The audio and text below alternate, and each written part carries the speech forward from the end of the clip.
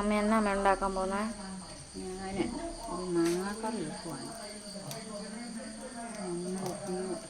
Beef മേടിച്ചതുകൊണ്ട് ചോറ് കഴിക്കണമെങ്കിൽ വേറൊരു പുളിയുള്ള കറി വേണമെന്ന് എനിക്ക് തോന്നി. അപ്പം ഞാൻ ഇത് മാങ്ങയാ? അപ്പോൾ കുറച്ച് പച്ചമാങ്ങ ഇവിടെ ഉണ്ടായിരുന്നേ. എനിക്ക് തോന്നി എന്നാൽ അതൊന്നൊരു കറി വെച്ചാലോ എന്ന്.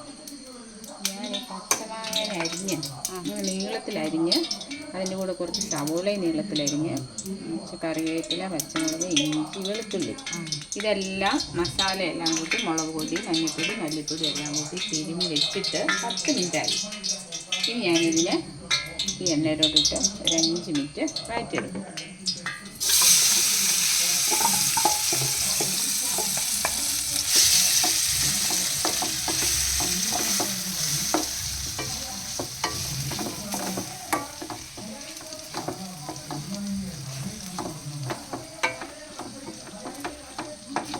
എന്തേലും പറയണം. എന്തേലും പറയണം. എന്തേലും പറയണം എന്നാ പറയാം. അപ്പം ഇന്ന് നമുക്ക് വേറെ കറികൾ അങ്ങനെ ഒരുപാടില്ല. ബീഫില്ലേ? ഇത് ബീഫുണ്ട്, ബീഫ് കറിയുണ്ട് ഗൈസ്. ബീഫ് കാണിച്ചു തരാം. ബീഫ് കറിയൊക്കെ ഉണ്ട്. പക്ഷേ നമുക്ക് ബീഫ് മാത്രം കൂട്ടി തിന്നാൻ പറ്റില്ല. നമ്മളങ്ങനെ ബീട്രൂട്ട് തോരൻ വെക്കുന്നുണ്ട്. അപ്പോൾ ഒരു മാങ്ങാക്കറിയാണ് ഞാൻ ഉദ്ദേശിക്കുന്നത്. ഇത് വഴന്ന് വരുമ്പോൾ നമുക്ക് ഞാനൊരു തേങ്ങ ചെറിയ പാല് പിഴിഞ്ഞ് വെച്ചിട്ടുണ്ട്. അതിൻ്റെ 1 പാല് മാറ്റി വെച്ചിട്ടുണ്ട്. ഈ മാങ്ങ ഒരു 5 മിനിറ്റ് ആകുമ്പോഴേക്കും നമുക്ക് പാല് പിഴിഞ്ഞ് വെച്ചാൽ ഇത് 1 പാല്, ഇത് 2. ഇനി നമ്മൾ ഈ 2 പാലും കൂടി ഇതിലൊഴിക്കും. 2 പാലും കൂടി ഇതിലൊഴിച്ച് നമ്മളിതിനെ തിളപ്പിക്കണം. അത് കുറച്ച് സമയം തിളച്ച് വരുമ്പം നമുക്ക് ആവശ്യത്തിന് ഉപ്പ് ഇട്ട് കൊടുക്കാം. ഞാൻ കുറച്ച് ഉപ്പ് ഇട്ടിട്ടുണ്ട്.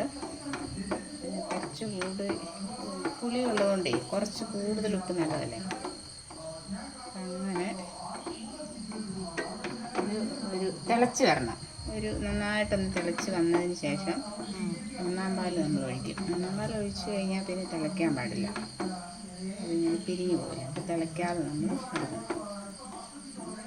മാങ്ങാക്കറി ഉണ്ട്. നമുക്ക് ചോറ് കഴിക്കാൻ വേറെ ഒരു കറിയും വേണ്ടതാണ്. മമ്മീൻ്റെ ഒരു ഇത്. അതെ, ഞാൻ അങ്ങനെ വിചാരിക്കുന്നു. പക്ഷേ ഈ മാങ്ങാക്കറി കൂട്ടി മാത്രം ഒന്നും ആർക്കും ചോറ് കഴിക്കാൻ പറ്റുമൊന്നുമില്ല. നമുക്ക് പറ്റും. മാങ്ങാക്കറിയും ബീഫും ഒരു കോമ്പിനേഷനാണ്. അതിൻ്റെ കൂടെ ഒരു ബീറ്റ്റൂട്ട് തോരനും കൂടി വെക്കുമ്പോൾ ഓക്കെ ആവും. പിന്നെ നമ്മൾ രാവിലെ ഈ കപ്പ ബിരിയാണി അല്ലേ വെച്ചത്, അത് തീർന്നു പോയി ഗൈസ്. ഞായറാഴ്ച കപ്പ ബിരിയാണി ഉണ്ടായിരുന്നു. അതുകൊണ്ട് കപ്പ ബിരിയാണി കഴിച്ചതുകൊണ്ട് നമ്മൾ ചോറ് കുറച്ചിട്ട് കഴിക്കുള്ളൂ. എന്നാലും നമുക്ക് കറി വേണമല്ലോ. നമുക്ക് എന്ത് ബീഫും മീനും ഒക്കെ ഉണ്ടെങ്കിൽ നമുക്ക് പച്ചക്കറികളൊക്കെ എനിക്ക് അല്ലാതെ കഴിക്കാൻ പറ്റില്ല. ഇത് നന്നായിട്ട് തിളച്ച് വരുമ്പോൾ കുറച്ച് ഉപ്പും കൂടി ഇട്ട് കൊടുക്കാം.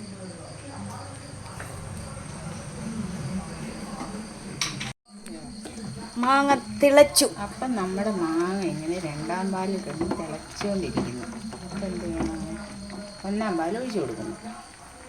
2 പാൽ ഒഴിച്ച് നമ്മൾ കണ്ടില്ലെന്നാണ് എനിക്ക്. 2 പാൽ ഒഴിച്ചായിരുന്നു. 2 പാൽ ഒഴിച്ചു. 2 പാൽ ഒഴിച്ച് നമ്മൾ ഇനി ഇത് തിളയ്ക്കാൻ പാടില്ല. ഇത് നമ്മളൊരു കുറച്ച് സമയം. ഇത്രയേ ഉള്ളോ? കഴിഞ്ഞോ? ഇനിയുണ്ട്. നമുക്ക് കടുക് വറുക്കാനുണ്ട്. കടുക് വറുക്കാൻ. ഇതിനിടയിൽ നമുക്ക് ഉപ്പൊക്കെ നോക്കാം. വരുന്നുണ്ട്, കുറച്ചുകൂടിയൊക്കെ ചേർക്കാം. ഇതിന് പുളി കുറവുള്ള മാങ്ങയാണ് വേണ്ടത്. പുളിയില്ലാത്ത മാങ്ങയാണ് കിട്ടുന്നത്. നമുക്ക് ഈ വർഷം മാങ്ങ ഉണ്ടാവുകയില്ല കേട്ടോ. നമ്മുടെ മാവിൽ ഈ കൊല്ലം മാങ്ങ. അതിൽ നമ്മുടെ മാങ്ങ കൊണ്ട് അങ്ങനെ മാങ്ങാക്കറി വെക്കുന്ന മാങ്ങയല്ലല്ലോ ഇത്. നമ്മുടെ ഒരു കിളിച്ചുണ്ട മാങ്ങയുണ്ട്, അത് പുളി കുറവാണ്. അത് ആദ്യം കുറച്ച് വഴറ്റിയത് കുറഞ്ഞു പോയോ അമ്മേ? ഇല്ല, ഇതിങ്ങനെ തന്നെ വേണം. അങ്ങനെ ഒരുപാട് വഴറ്റാൻ മാങ്ങ ഞാൻ തിരിയുന്നില്ല. അതിനാണ് അങ്ങനെ. അതങ്ങനെയാണ് നമ്മൾ നീളത്തിലൊക്കെ അരിഞ്ഞിട്ട് തിളച്ച് വന്നപ്പോൾ ഞാൻ ഇത് വാങ്ങി വെച്ചു. ഇനി അടുത്ത പാത്രം അടുത്ത് വെച്ചിട്ട് നമുക്ക് കടുവാണ്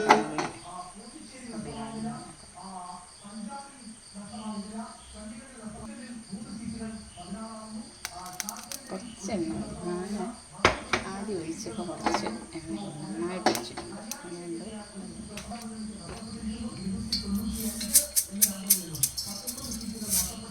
ഇതിന് കടുക് പൊട്ടിച്ചെടുക്കുമല്ലേ വേണ്ടോ? വളരെ എളുപ്പമുള്ള കറിയാണ് മാങ്ങാക്കറി.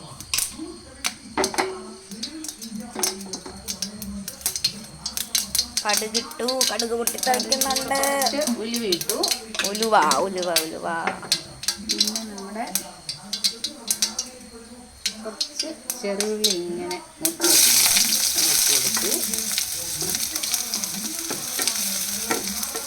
നന്നായിട്ടൊന്ന് ചുമന്ന് വരുമ്പോഴേക്കും നമുക്ക് കുറച്ച് കരിവേപ്പില ഉണ്ടായിരുന്നു.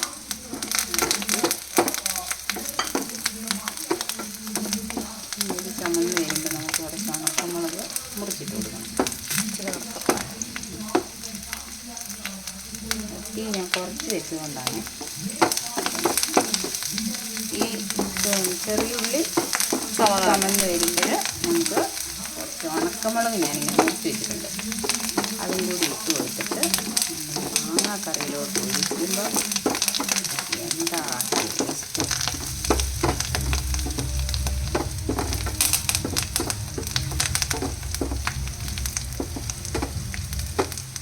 പെട്ടെന്ന് ഉണ്ടാക്കാൻ പറ്റുന്നൊരു കറിയാണ്. നമുക്ക് അധികം സാധനങ്ങളൊന്നും വേണ്ട. ഒരു മാങ്ങയും ഇതൊരു മാങ്ങയുള്ള ഒരു മാങ്ങയും ഒരു സവോളയും. അപ്പം വലിയ സവോളയാണെങ്കിൽ പകുതി മതി, ഒരുപാട് വേണ്ട. കുറച്ച് തേങ്ങാപ്പാൽ മാത്രം. പെട്ടെന്ന് ഊണിയൊരു കറി. പക്ഷെ അതിൻ്റെ കൂടെ ഒരു ഉണക്കമുളക് ഞാൻ മുറിച്ചിട്ടുണ്ടായിരുന്നു. അപ്പം എരിവ് എല്ലാവരുടെ ആവശ്യത്തിനനുസരിച്ച് ചേർക്കും. നമുക്ക് കുറച്ചൊരു 2 കൊണ്ടിയും കുറച്ച് മുളക് പൊടിയും കൂടി ചേർത്ത് പച്ചമുളകിൻ്റെ കൂടെ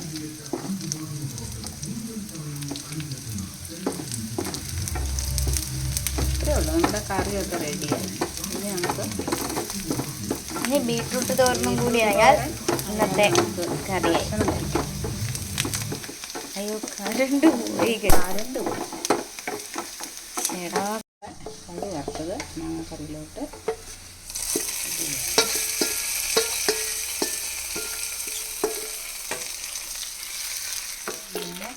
മാങ്ങാക്കറി റെഡി. മാങ്ങാക്കറി റെഡിയായി.